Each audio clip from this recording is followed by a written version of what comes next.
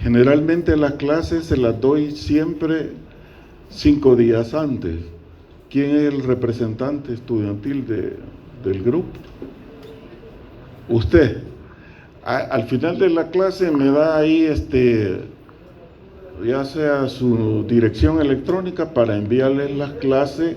Ya tengo las otras 2 preparadas, pero si las quieren ya se las puedo mandar, no hay problema. La clase de balantidiosis y de yardiosis son una de las patologías de las enfermedades más frecuentes de consulta en el nivel 1 de atención.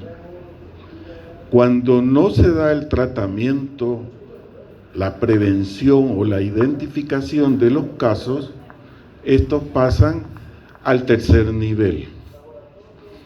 Como son 2 clases en 1 hora, no digo nada, pero generalmente hubiera sido 1 hora por cada tema. Pero vamos a tratar de comparar y resumir. Si no termina el tiempo, porque son algo no tan extensas, pero para el tiempo son media hora cada uno, ahí tienen ya la clase y si no me consultan después. Generalmente hago una introducción de qué es lo que tenemos que ver en los contenidos de los temas y vamos a comparar ambos. En etiología, en la yardiosis, Balantidium coli. En la otra, vamos a ver el Balantidium coli y la Giardia lamblia, son los 2, yardiosis y balantidiosis. El aspecto más común que se puede dar en ellos es, en la epidemiología, es que es en zonas cosmopolitas, es decir, en zonas urbanas que cumplen el grado de hacinamiento. Generalmente, como es en grupo etario, más frecuentemente en niños, el grupo etario en niños, cuando están en guarderías, en escuelas o en condiciones insalubres quiere decir de que no tiene el saneamiento básico como agua, disposición de excretas, buena higiene en la limpieza, sobre todo, ¿verdad? Lavado de manos, etcétera, etcétera. En ambos, ya sea en la balantidiosis o en la yardiosis, el parásito es de transmisión fecal oral. Es decir, cuando ustedes tengan un examen, y el examen que se indica acá son generalmente varios. Voy a explicar algunos, no todos. El examen directo al fresco es una observación microscópica con un microscopio simple para ver y visualizar las 2 formas. La forma quística, que es la infectante, y la forma trofozoítica, que es generalmente la transmisión que se puede pasar, pero para observar las formas quísticas tiene que haber una diarrea inicial para ver las formas móviles. Entonces, hay literatura donde refieren que se necesitan 10 quistes para tener una enfermedad. Miren, yo apoyo esta tecnología, pero yo soy de la vieja ola, que a mí me gusta dar las clases sin verdad ahí. Así las doy, así me gusta más. Pero como tienen que tener algo ustedes en que apoyarse, hay que hacerlo, ¿va? Entonces vemos que en la literatura 10 quistes para obtener la enfermedad. Fisiopatológicamente, en las 2 parásitos es parecido. En el caso de la yardiosis nos va a producir una atrofia intestinal. Como hay una atrofia intestinal igual con el Balantidium, esta atrofia va a hacer que el parásito, fíjese bien, va a causar una esfacelación de las mucosidades intestinales, más que todo de la vellosidad. Esta mucosidad tiene un pH alcalino ¿qué le favorece al parásito? En ambos. Así, característica clínica que podemos ver que en el Giardia es una esteatorrea, es decir, las heces son altas en grasas, por lo tanto ese parásito se baña en grasa, es decir, por es que las heces son voluminosas, son explosivas y tienen un característico olor que se va a diferenciar de los otros tipos de parásitos.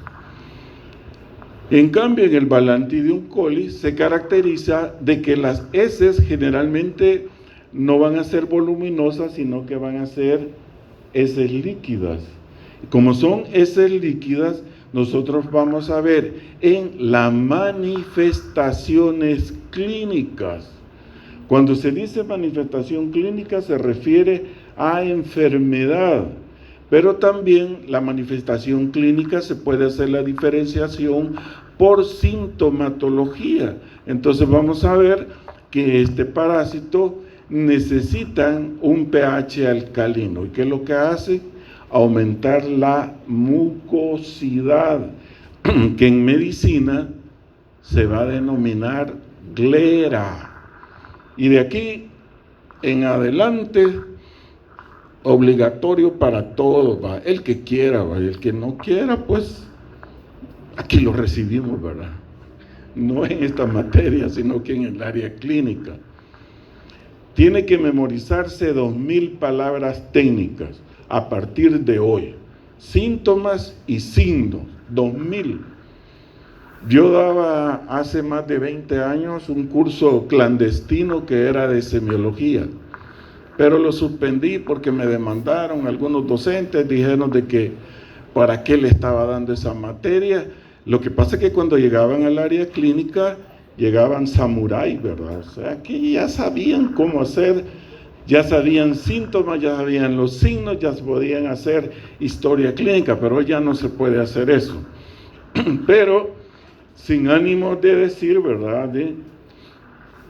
El que quiera esto, yo no gano nada en esto, lo hizo la imprenta, vale como $2.70.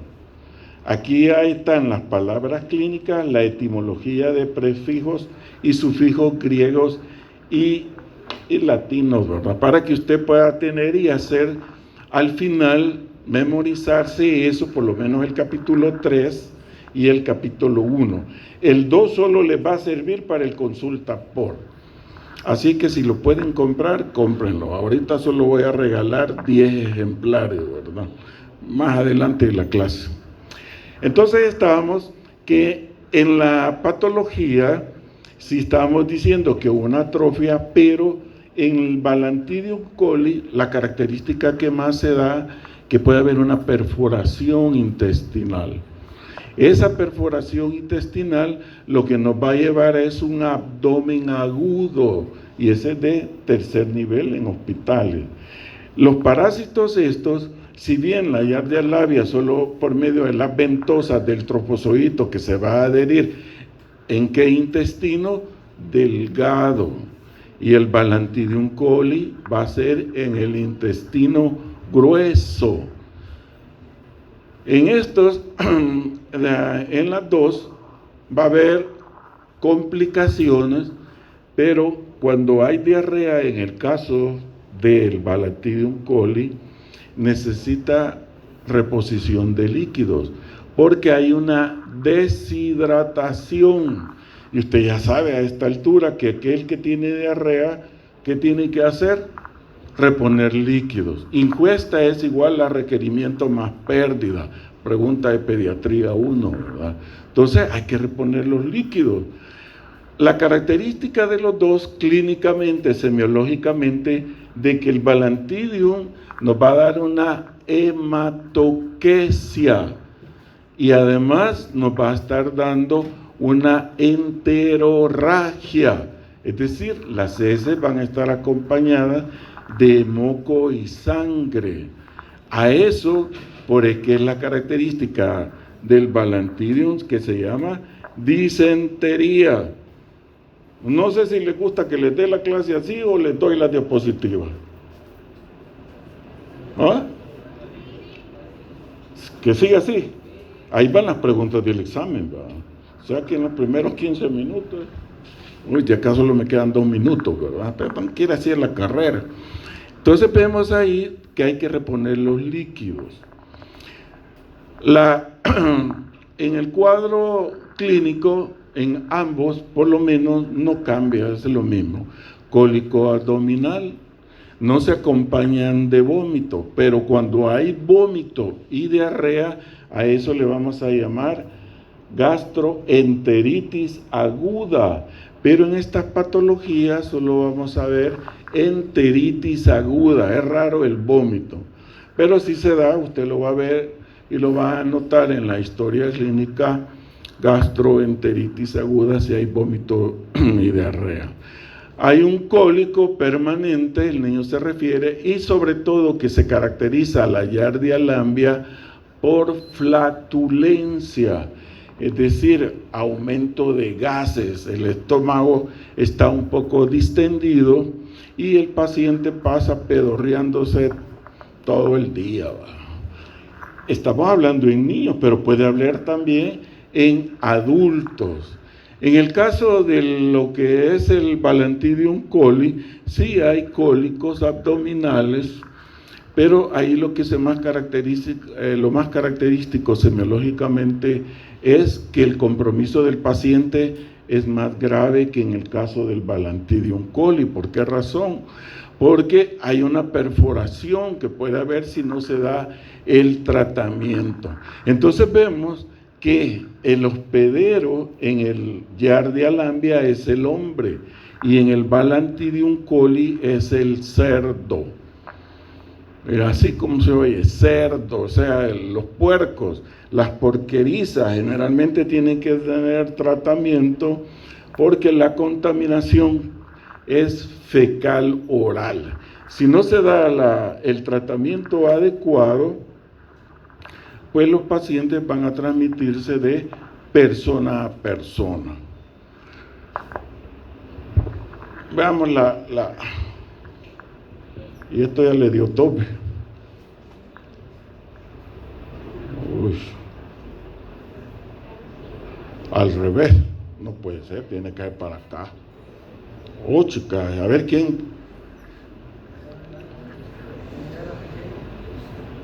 ¿Cuál es la pequeña, vos? ¿Ah?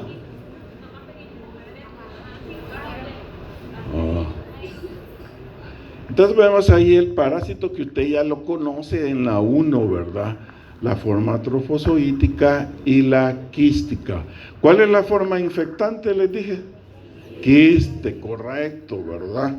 Entonces, este famoso quiste que usted lo ve, vemos que es la forma de la transmisión frecuente en la población infantil, dijimos, ¿verdad? Sobre todo en niños, y en niños cuando no tienen las condiciones adecuadas, que son deficientes, nos va a dar eso.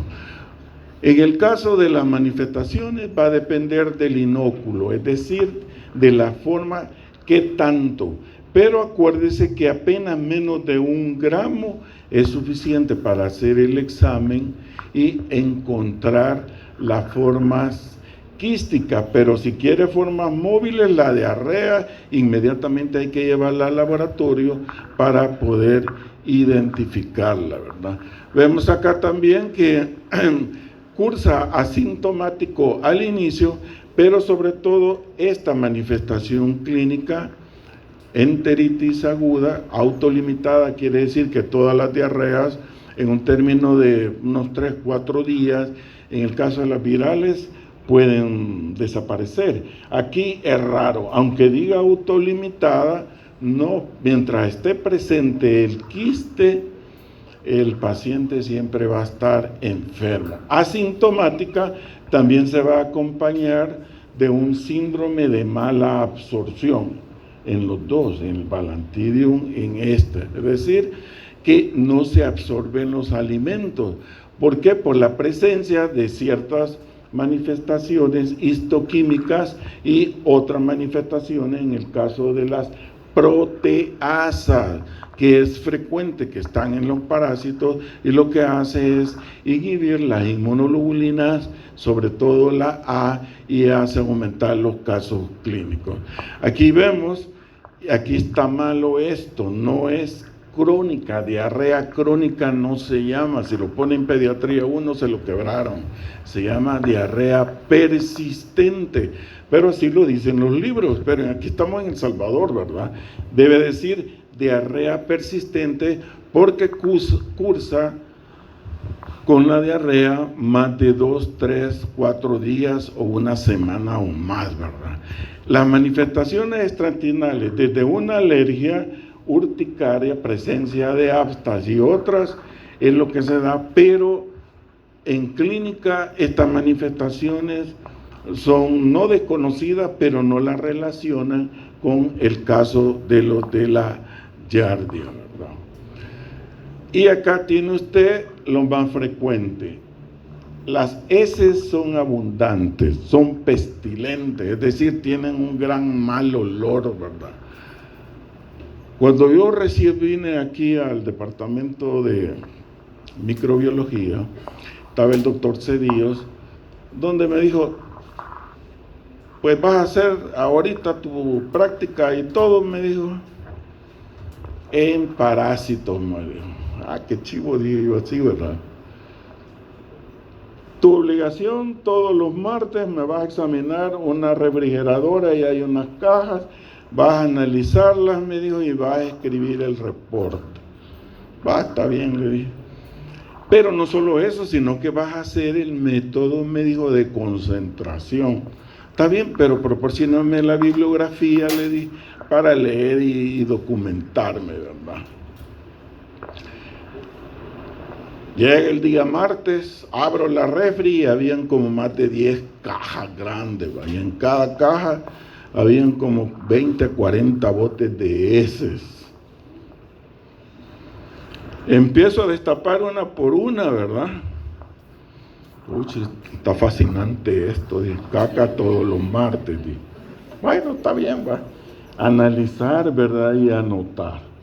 Cuando ya eran 15, 20 días, ya destapaban los botes y ya sabía quiénes tenían giardia lambia, quién tenía estolítica y todo eso, ahí yo la anotaba, pero total. Y me manda a llamar el doctor, mira, me dicen de que pones bien el reporte, me dice, de veras. Vamos ahorita al laboratorio, me dice, a la sección de parásitos.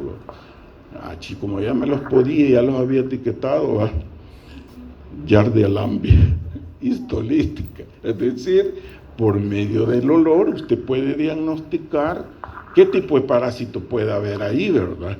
De todos, el que más criminal es la giardia lambia. Eso sí que deja un olorazo penetrante, ¿verdad? Entonces vamos a ver que las heces son blandas. En el caso del Balantidium dijimos que son líquidas, ¿verdad? Va a haber alteraciones en la defecación, hay una flatulencia, etcétera. Y acá hicieron por hospital, hicieron acá el balance que el 63% cursaban con diarrea. Empezaron una muestra de unos 500 pacientes o más y sacaron su tabla. Lo mismo, ¿verdad? Que por sintomatología y todo, en historia clínica, esto iba cursando. El segundo, por déficit de absorción de lactosa, sí, ¿verdad? Todos los azúcares, sí, tienen la lactosa sobre todo, ¿verdad? Lo que hace nomás es causar una intolerancia y el paciente nos da diarrea. Y aquí vemos la patogenia. ¿Qué es lo que observa usted acá? Las ventosas, que son estas, son las que se adhieren al intestino delgado y dejan las marcas. ¿Qué es lo que va a causar sobre esto? No solamente la atrofia, sino que nos va a hacer también una esfacelación de las vellosidades intestinales. Hay una competencia de este parásito, aquí lo vemos, ¿verdad? Por aminoácidos, por fosfolípidos, etcétera, etcétera. Y en niños, si no se da el tratamiento adecuado, hay un retardo del crecimiento. ¿De qué va a depender la patogenia? En la Giardia lamblia por alteraciones histoquímicas, ya les dije, la atrofia, pero sobre todo esta que aparece acá, la glucosa de sodio, hay una absorción y esto es lo que nos va a hacer disminuir, absorber nutrientes.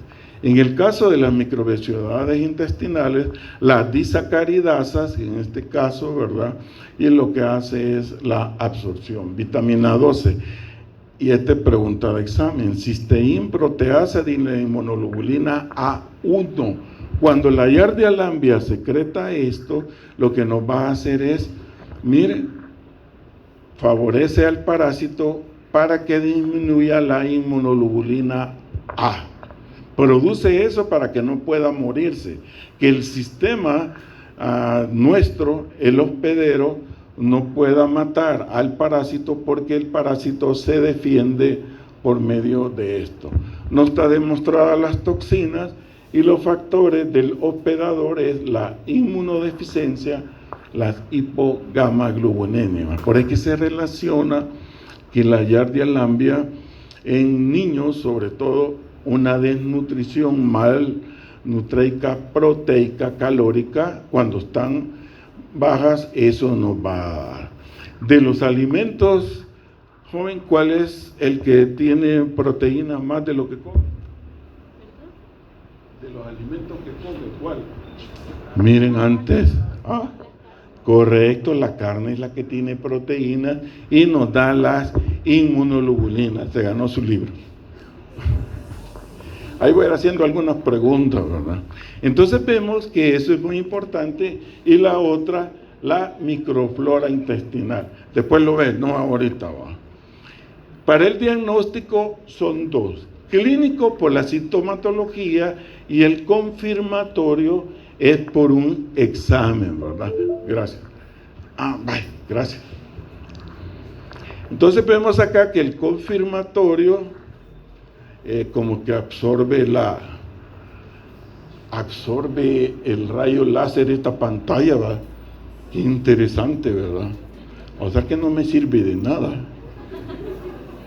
Pero tal vez para pasarla sí va.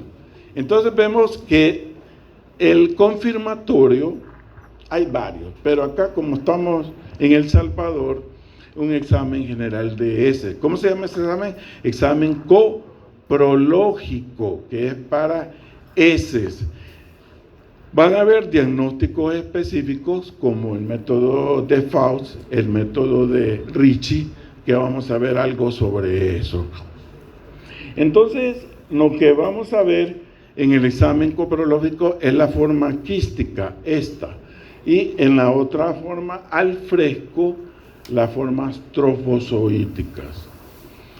Los dos tienen valor, pero sobre todo en medicina generalmente reportan más quistes. Y usted dice quiste de Giardia lamblia. En el caso, por ejemplo, que no se pueda recuperar, aunque siempre hay, ¿verdad? Los quistes es debido a la mucosidad. Como ambos parásitos cambian el pH, es decir, de ácido a alcalino, se bañan en moco. Y el moco, ¿cómo se llama en semiología el término cuando hay moco? Gleras. Entonces hay aumento de los mocos y vamos a ver aquí, hay un cambio en las vellosidades intestinales, ¿verdad? Y este es el método de Faust. ¿Y qué consiste eso? Es todo este proceso, pero lo único que vamos a ver es si las heces son grasosas y las heces van a flotar. Cuando usted vaya, yo creo que los alienígenas no defecan, ¿verdad? Supongo.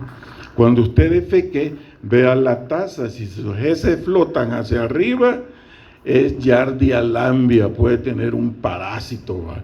Más si tiene mucha ventosidad, etcétera, flatulencia. Por eso que las piscinas son caldo, cuando las heces están flotando, es porque hay parásitos ahí, y a la cabeza es la Giardia lamblia, ¿verdad? ¿verdad? Y eso es lo que se hace las soluciones, la preparación y la flotación.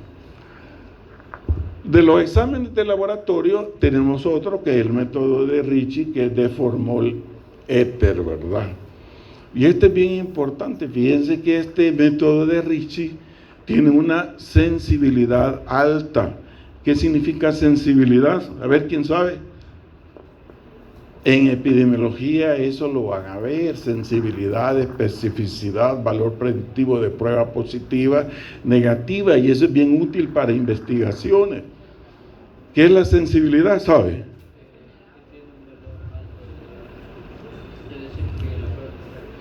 Correcto, o sea, es la detección que tiene el test de comprobar la cantidad de parásitos que pueda haber, y es positiva, ¿verdad? Esta es la sensibilidad. 80% nos está indicando que de cada 100 el test detectó 80 parásitos generalmente, o puede haber más, ¿verdad? Depende del número de la muestra. Y vemos que la sensibilidad es del 70%. En el dado caso, aunque es raro, tiene que hacerse un estudio duodenal, es decir, por medio de una sonda hay que extraer el líquido del estómago para llevarlo al laboratorio y ver eso. O puede hacerse una biopsia, ¿verdad? Y este es el método de Ricci, mire, formol éter. Se lleva una centrifugación y por densidad se toma del fondo de acá, del sedimento, y con toda seguridad a mí este método me sirvió para la tesis de la maestría. No me estoy jactando, ¿verdad? Tantos diplomas y títulos que solo me falta el de corte y confección, ¿verdad? Y surcir calcetines. Pero utilicé este método en comparación con otro. Vemos acá de que la detección de antígenos, raro, yo nunca vi un examen en el nivel 1 y en el nivel 3 del área hospitalaria que manden inmunofluorescencia contra inmunoelectroforesis, radioinmunoensayos. Son exámenes caros, pero según la literatura tiene, y ahorita la panacea a nivel mundial, fíjese bien, países ricos, no países pobres, ¿verdad? En hospitales, es lo que están haciendo. PCR, la reacción en cadena de polimerasa. Y esto vino a matar a todas las pruebas de laboratorio. La sensibilidad es del 99.9%. Y hoy hay PCRs anidadas de primera, segunda, tercera generación. Y en menos de una hora ya tiene el diagnóstico de cualquier virus, de cualquier hongo, de cualquier parásito. Una PCR, ¿verdad? Y vemos acá que la inmunoensayo también tiene una sensibilidad alta. De los métodos serológicos, mire, la eficacia no está demostrada, por lo tanto usted no lo va a mandar, ¿verdad? Epidemiología, lo mismo. Generalmente en epidemiología son 3 variables. ¿Cuáles son las variables epidemiológicas? ¿Quién sabe? Tiempo, correcto. Espérame, levante la mano, ¿quién quiere? Tiempo, ¿cuál es el otro? Levante la mano, pues. Tiempo, lugar y persona, ¿va? Correcto. Entonces, esas 3 variables tienen que conocerlas bien. En el caso de la epidemiología, vamos a ver acá grupo etario, quién es el más afectado, en qué periodo. Generalmente no hay alguna literatura específica que diga que los parásitos son más frecuentes en verano o invierno, es en todo el año. Pero las diarreas son más frecuentes en invierno, por lo tanto hay que mandar exámenes. Vimos ya que es la transmisión fecal oral y el portador es el hombre. Esa gráfica que está ahí se la van a memorizar.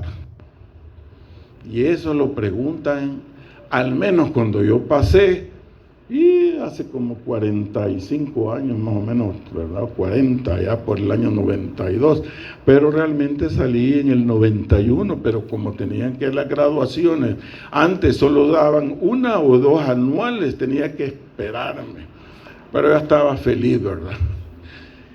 En la cadena de transmisión van todos los factores, el agente, nombre del agente, género y especie, Giardia lambia. En el agente hay que describir, por lo menos morfológicamente, qué estamos hablando del agente.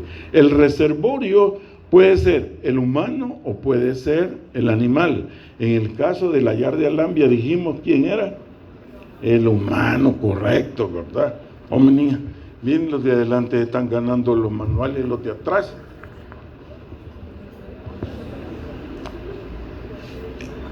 La vía de salida con la vía de entrada, la vía generalmente de salida son la boca o el ano, ¿verdad? Pueden ser también los genitales. El vehículo de transmisión, ¿cómo es la forma como este microorganismo pasa de un lugar a otro? Cuando es vía, no me lo voy a confundir con otras que son preguntas de exámenes, ¿verdad? Vía puede ser agua, puede ser el aire, puede ser otra forma que hay que investigar epidemiológicamente cuál es la forma que se transmitió, ¿verdad? El mecanismo de transmisión es modo de transmisión, directo o indirecto. En ambos se complementan. Acuérdense que el modo directo es un contacto. Las heces.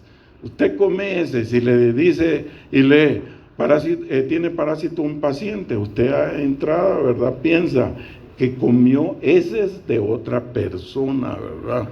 Y la vía de entrada, ya lo dijimos, que pudiera ser generalmente alimentos o agua. Características del hospedero, lo más frecuente en el caso de los dos es inmunodeficiencia o desnutrición. Órgano blanco, donde todos los microorganismos tienen un órgano blanco y usted tiene que saber, porque el tratamiento no es igual para todos, ¿verdad? En el sentido de dosis. El órgano blanco es bien específico. Si yo le digo a usted que los perros tienen gonorrea, ¿sí o no? No, dice que es propia del humano. ¿Y por qué es propia del humano? No es por el blanco, ¿va? En la célula correcta. Entonces decimos, que usted ya lo vio en inmunología, ¿verdad? Que tenemos un antígeno y un anticuerpo. ¿Dónde está? En la célula hay un receptor, y ese receptor se va a unir ¿con quién? Con el antígeno. Por es que no tiene gonorrea. Y nosotros, ¿por qué el órgano blanco, los genitales, es la gonorrea? Porque ahí está el receptor específico para eso. ¿Y cómo llegó? Puede ser por vía hematógena, por la sangre. Si todos los antígenos andan circulando en la circulación mayor y menor, y donde está su receptor, ahí se va a quedar, ¿verdad? Al quedarse ahí, da la enfermedad. ¿Entendieron por qué es el órgano blanco, verdad?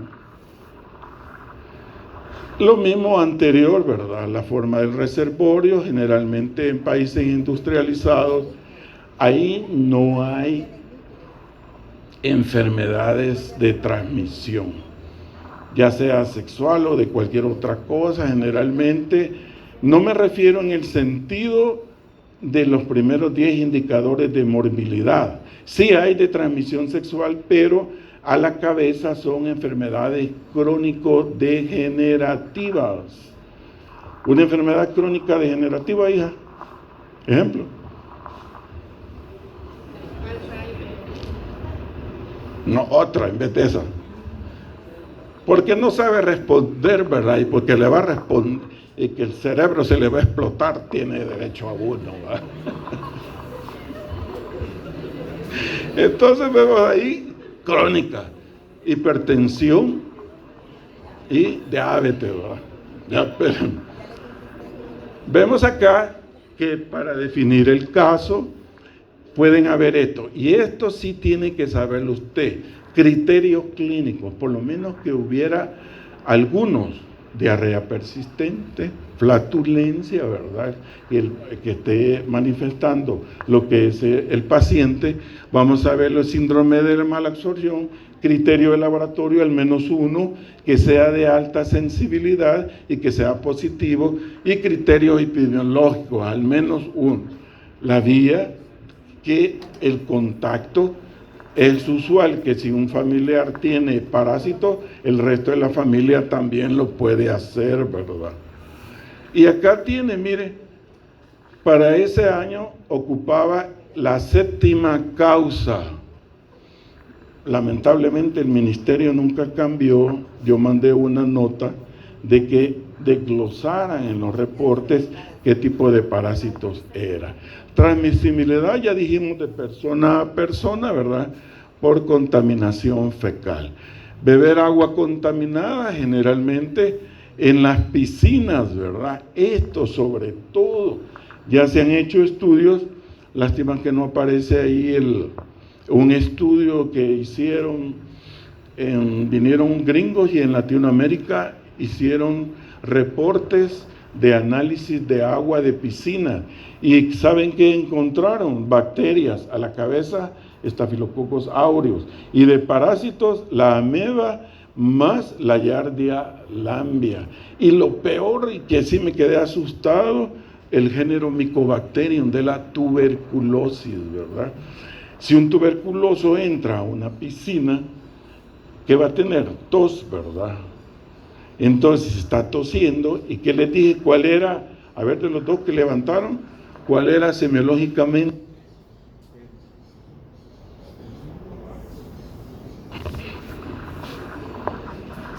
¿Cuál era lo más frecuente que podíamos encontrar en manifestación de sintomatología? Moco, ¿verdad? Glera, correcto. Vaya, aquí. Tome, niña. Vaya, puros dientes van a sacar, ¿verdad? La glera, ¿verdad? Y encontraron otras cosas. Por eso que aquí las piscinas es el peor caldo. También alimentos. ¿Qué alimento es este, verdad? La lechuga. En Zapotitán, ¿saben con qué riegan las plantas? Con aguas negras, ¿verdad? Y por eso es que las lechugas son enormes. ¿Y esta qué planta es? A ver, una niña que pueda cocinar, lavar y planchar. Cilantro, correcto. ¿Quién dijo cilantro aquí? Pero ya tiene su libro. Usted no lo tiene, ¿verdad?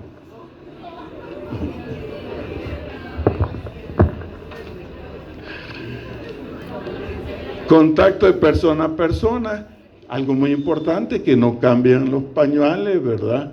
Y acá mire el factor de riesgo, y niños ya lo dijimos, el hacinamiento, la forma de la limpieza. La limpieza es muy importante. Si usted, veamos un varón, ¿verdad?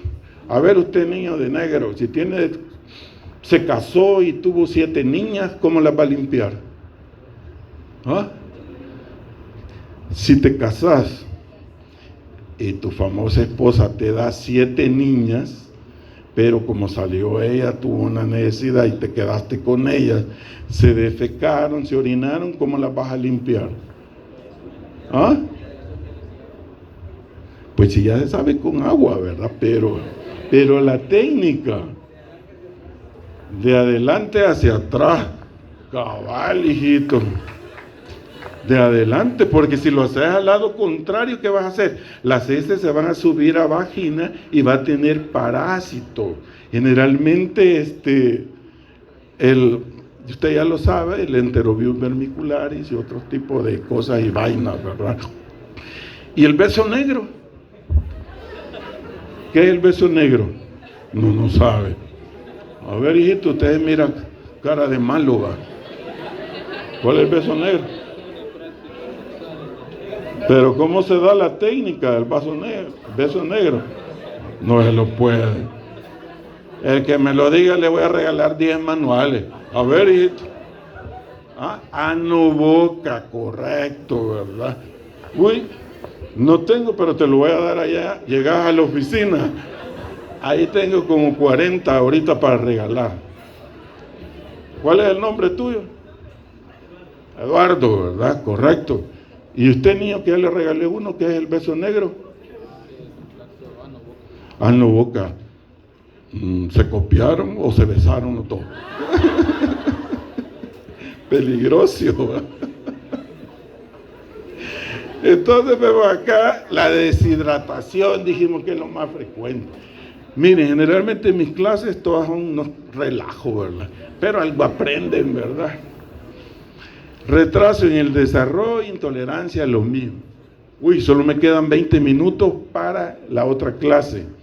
Vemos acá la prevención y control, lo mismo. Saneamiento básico, ¿verdad?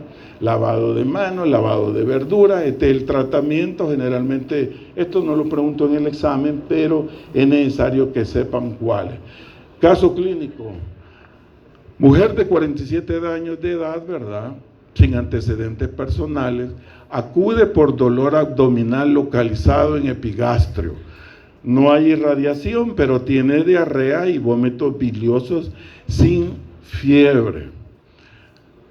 Primer error, esto es tomado textual, que todas las palabras cuando usted construya la presente enfermedad y dé el caso a un residente o un médico del staff en los hospitales, debe de ser técnico, palabras técnicas, porque en el manual en ese hay bastantes palabras y tiene que memorizarse 2000, ¿verdad? Vómitos, fiebre, todas las pruebas, le hicieron toda la batería de exámenes. Aquí nosotros no podemos darnos ese lujo, ¿verdad? Se le da una gastroenteritis, el cuadro de cólico biliar. En las pruebas se incluyen hematología, pruebas hepáticas, pruebas renales y todas salieron normales. Y hicieron un examen de heces y reportan giardialambia. ¿Cuál es el diagnóstico? Giardiosis, ¿verdad? Entonces, pues, como usted acá en los hospitales, porque el entrenamiento allá es diagnóstico diferencial.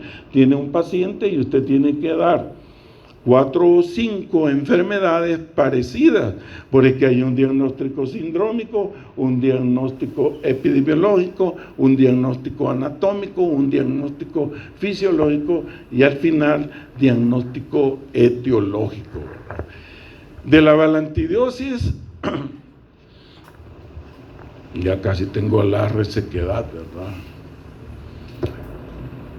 De la balantidiosis, veo usted acá, ¿qué dijimos que intestino era la giardia? Delgado, correcto, ¿verdad? A ver quién gritó ahí con emoción. ¿Tú gritas? Estabas con el beso negro todavía.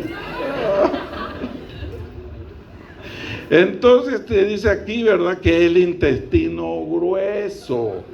Y miren, países desarrollados también cursan con enfermedad. Y acá tiene el parásito que lo vio usted en la 1. ¿verdad? Manifestaciones clínicas, esto es bien importante. Si bien dijimos que era asintomático, pero los primeros días, ya luego después ya no. Periodo generalmente una semana, 7, 10 o 15 días. Y después va a haber diarrea, al inicio no hemorrágica, pero hay estreñimiento. Cuando ya hay la manifestación clínica de disentería, que dijimos que podía haber, ese es con sangre, ¿verdad? Y moco. Gleras en moco. En este caso, la hematoquesia es diarrea en heces. Y aquí vemos ahí manifestaciones extraintestinales, la vaginitis inflamatoria, ¿verdad? La cistitis, uretritis, etcétera, etcétera. Pero pudiera parecer algo ilógico, extraño, ¿verdad? ¿Cómo se relaciona esta enfermedad con un parásito? Puede haber, porque cuando usted presente la historia, lo van a bombardear en diagnóstico diferencial. Y aquí en la transmisible 2, tarea. Cada clase que le presenten tiene que copiar en su libro aparte anotarlo, el diagnóstico diferencial de cada enfermedad. Y eso lo va a salvar, ¿verdad? Forma común, balantidioses, úlceras en colon o la disentería ciliar, acompañándose de moco, etc. Entonces vemos que hay un pujo, hay un tenesmo. Esto es una batería cuando hay discusión en la tarde en el Rosales o en el Bloom, tiene que saberse los síntomas y los signos, porque en el manual, miren, yo no gano ni un centavo en eso, palabra, pero lo va a salvar si se lo memoriza ya, ¿verdad? Entonces, ahí, por medio del síntoma, tiene que decir 10 enfermedades más relacionadas con el síntoma o el signo. Generalmente son los síntomas. El signo es algo objetivo que usted va a ver. El síntoma es lo que el paciente siente. Vemos ahí que puede haber vómito, hay una delgadez, etc. Transmisión, el ganado porcino, el cerdo. Y lo mismo lo que habíamos dicho, ¿verdad? La vía fecal oral, la forma del agua, etc. Y esto es bien importante, miren, esta ulceración que se da ahí y pasa desapercibida y el paciente no consulta, pero tiene enterorragia y no consulta, eso ya es indicativo que después, detrás de la úlcera, va a haber una perforación. Las heces van a salir y va a invadir la cavidad abdominal y eso se le llama peritonitis aguda. Vamos a ver, y invade genitales. Ya vimos lo de la limpieza, que hoy son expertos, ¿verdad? Patología, lo mismo, ¿verdad? Y esto es bien importante, lo voy a preguntar en el examen. La enzima hialuronidasa, y eso es lo que hace ocasionar las perforaciones en el intestino.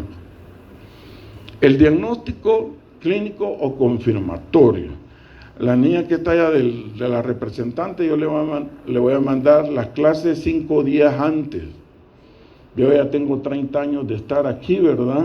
Ya di mucha batería, ya tengo toda mi base de datos, ¿verdad? Casi todas las clases las di ya. Así que no me preocupa, pero para ustedes es la primera vez, ¿verdad? Pero sí, espero que no estén aquí el otro año, ¿verdad? Examen al fresco, ¿verdad? Y todo lo que vimos anteriormente. Epidemiología, vemos aquí, ¿verdad? Las variables, acuérdense. Y vamos a ver sobre todo las fuentes. Alguien que vive cerca de una porqueriza, acuérdese que las heces en el medio ambiente, en la cuneta y todo eso, nos puede dar, ¿verdad? Generalmente la transmisión, aquí vemos acá, va alimento de materias fecales, etc.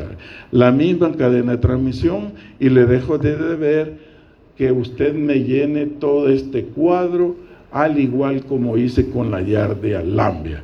Y de ahí voy a preguntar 2 preguntas de examen, ¿de acuerdo?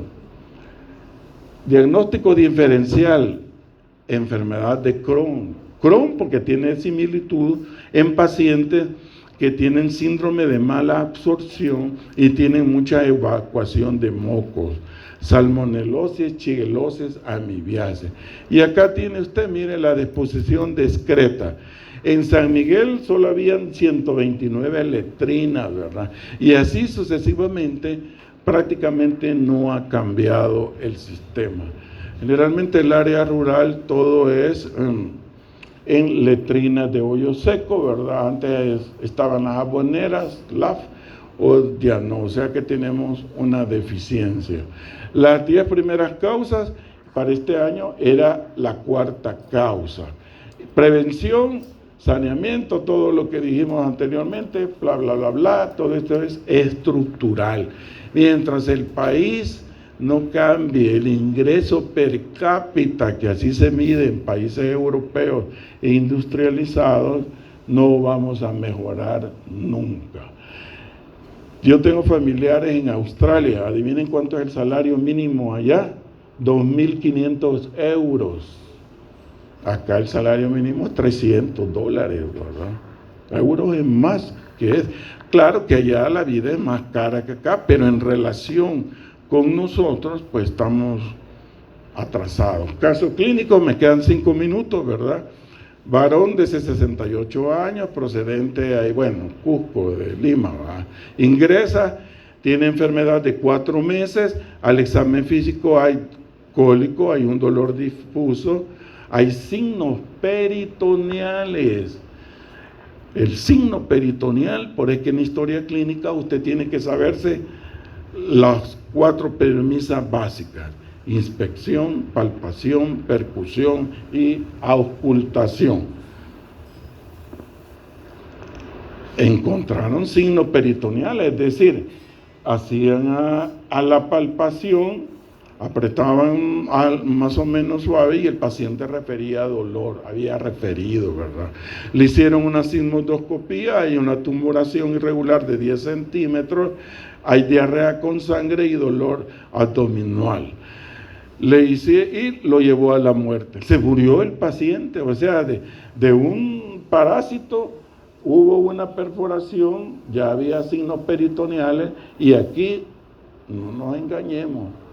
El que no llega en menos de 24 horas por un abdomen agudo al hospital se murió. Y este paciente llegó demasiado tarde.